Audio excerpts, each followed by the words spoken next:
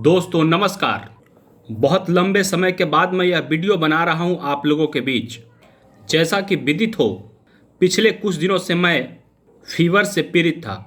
अब कुछ हेल्थ में सुधार हुआ है, तो आप लोगों के बीच यह मैं नया वीडियो ला रहा हूं। मेरे इस चैनल को आप लोग प्लीज सब्सक्राइब कर दें। आज बात दो मुद्दों पर। पहला, कांग्रेस के नए अध्यक्ष, नवनिर्वाचित अध्यक्ष मल्लिकार्जुन खड़गे पर, और दूसरा गुजरात विधानसभा चुनाव पर। सबसे पहले गुजरात चुनाव को लेकर मैं आप लोगों के बीच कुछ चर्चा करना चाहूँगा। गुजरात में चुनाव है दिसंबर में, और एक नया विकल्प वहाँ पर शुरू हुआ है आम आदमी पार्टी का। देखना बड़ा दिलचस्प होगा। जिस मोदी के गुजरात में हिंदुत्व की प्रयोगशाला में भारतीय जनता पार्टी अब तक तकरीबन 27 वर्षों से अपराजय रही है, क्या वहां पर इस बार बीजेपी को एक चुनौती मिलती हुई दिखाई दे रही है?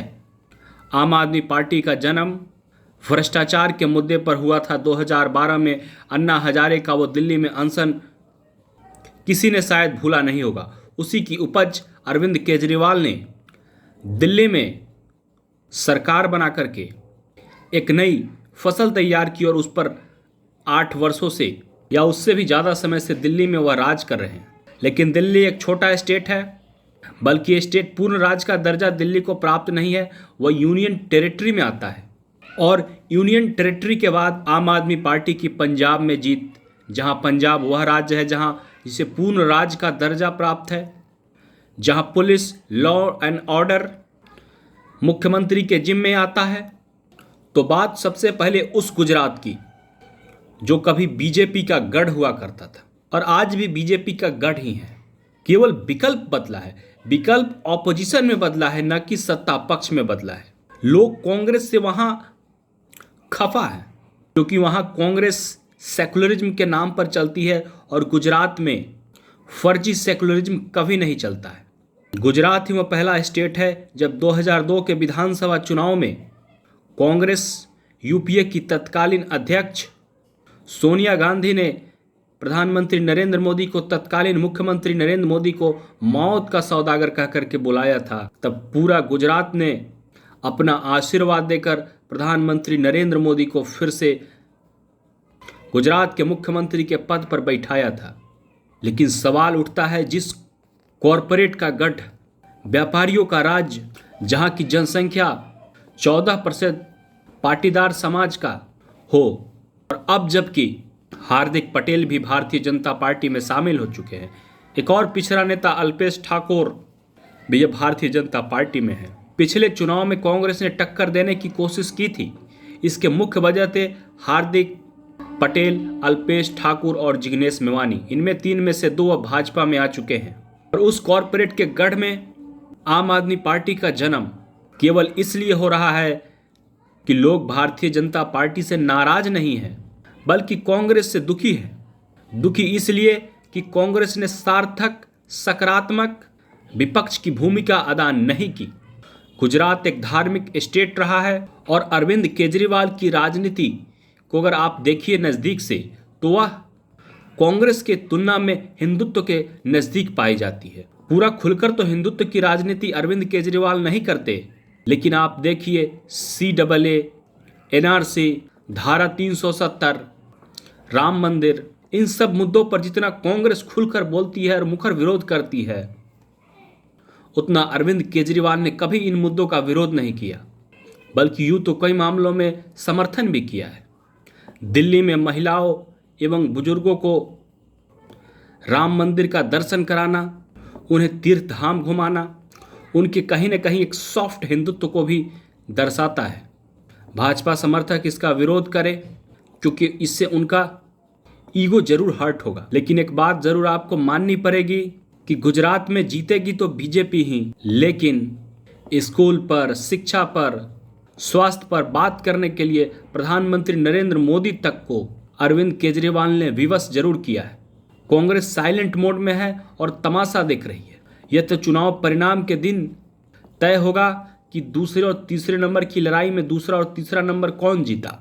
यानी कि मेरे कहने का मतलब कि आम आदमी पार्टी और कांग्रेस में दूसरा और तीसरा नंबर किसका आया। लेकिन अगर खुदा न खास्ता कल्पना कीजिए आम आदमी पार्टी दूसरे नंबर पर आई तो यह सीधे न सीधे कहीं न कहीं भारतीय जनता पार्टी के लिए एक चुनौती होगी कि 2024 का चुनाव जहां जहां कांग्रेस बनाम भारतीय जनता पार्टी के बीच होने वाली है, वहां पर आम आदमी पार्टी भी एक तीसरा विकल्प बन सकती है। खैर, यह बहुत दूर की कौड़ी है, क्योंकि भारतीय जनता पार्टी का अपराजय रथ इस वक्त बहुत ही तेजी से पूरे देश में बढ़ रहा है और उसे कोई केजरीवाल, ममता और नीतीश नहीं रोक सकते हैं, बल्कि यह पहले से ज़्यादा सीटें जीतेगी। 350-400 सीटें भी जा सकती है। लेकिन हाँ, एक बात जरूर है कि कांग्रेस दिन प्रतिदिन समाप्त होगी और उसका विकल्प आम आदमी पार्टी बनेगी। भले ही कांग्रेस समर्थक, भाजपा समर्थक इस बात का विरोध करे, इस बात को स्वीकार न करे, लेकिन आप याद रखिएगा एक दिन इस देश में कांग्रेस का विकल्प आम आदमी पार्टी ही बनेगी। मुझे यह बात 2012 से ही, जब से आम आदमी पार्टी का जन्म हुआ, प्रतीत लगता है, क्योंकि कांग्रेस कहीं न कहीं अपने जो मूल कांग्रेस है, सिद्धांतिक कांग्रेस है, उससे भटक चुकी है। निश्चित तौर पर यह सत्य है कि कांग्रेस ने कभी हिंदुत्व का साथ नहीं दिया। देश में इमरजेंसी लगाई, जब गौ रक्षा और राम मंदिर के मुद्दे पर कुछ साधु संसद में घुसने का प्रयास कर रहे थे तो उन पर गोलियां भी चलवाई। लेकिन इन सब के बावजूद भी कांग्रेस ने एक बीच का रास्ता निकाला था, जहां वह न हिंदुत्व की ओर अग्रसर होगा और न ही तुष्टीकरण किसी विशेष समुदाय का करेगा। लेकिन जब से सत्ता सोनिया गांधी के पास आई, खासकर 2004 से 2014 के बीच में, कांग्रेस ने उस रास्ते को भुला दिया और पूरी तरीके से तुष्टीकरण में भी एक ऐसा तुष्टीकरण जिससे लगे कि देश आंशिक इस्लामिक राष्ट्र की ओर बढ़ रहा है, इससे हिंदुत्ववादी ताकतों को कमजोर किया जा सके। देश ने 2014 में नरेंद्र मोदी का साथ देकर हिंदुत्व को बहुत मजबूत किया और आज फिर से पुनः हिंदुत्व एक बार पुनः मजबूती के साथ यह भगवा झंडा पूरे विश्व में और खासकर इंडिया में डंका बजा रहा है। और अगर देखा जाए मल्लिकार्जुन खड़गे का चुनाव, तो जो G23 था उसका समर्थन तो मल्लिकार्जुन खड़गे को नहीं था। उनमें से बहुत सारे नेता पार्टी छोड़कर जा चुके हैं। लेकिन यह सत्य है कि मल्लिकार्जुन खड़गे पूरी तरह लॉयल्टी, वफादारी गांधी परिवार, राहुल गांधी, सोनिया गांधी, प्रियंका गांधी के प्रति रखेंगे और उनके रबर स्टाम्प बन करके काम करेंगे। और इससे कांग्रेस का कोई भला नहीं होने वाला है। कि एक बात आप जान लीजिए कान खोल करके कि कांग्रेस का भला तभी होगा, वाकई में भला, कांग्रेस का सर्जरी की जरूरत है। तो सर्जरी और वह दवा कांग्रेस को यह है कि कांग्रेस पार्टी पूरी तरीके से राहुल गांधी, सोनिया गांधी, प्रियंका गांधी के चंगुल से मुक्त हो जाए और तब मल्लिकार्जुन खड़गे अपने विवेक, अपनी ताकत, अपनी स्वतंत्रता से पार्टी अध्यक्ष के नाते फैसला कर सके। उसी दिन कांग्रेस पार्टी का पुनर्जन्म हो जाएगा और वो भारतीय जनता पार्टी के सामने मजबूती के साथ एक मजबूत विपक्ष बन करके सामने खड़ी हो जाएगी और भाजपा को चुनौती पेश करेगी। लेकिन ऐसा होता दिखाई प्रतीत नहीं होता।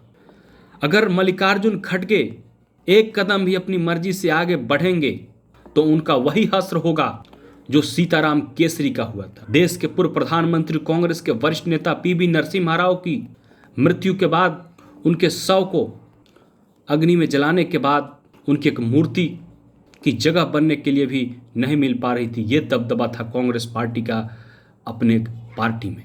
खैर, जो भी हो, कांग्रेस का इंटरनल शुरुआत तो कम से कम है कुछ तक लोकतंत्र की, माना कि 100% नहीं, लेकिन 0.01% भी तो कम से कम शुरुआत जरूर है। राहुल गांधी से तो कम बेहतर जरूर मल्लिकार्जुन खड़गे हैं, यह बात तो हर कोई जानता है।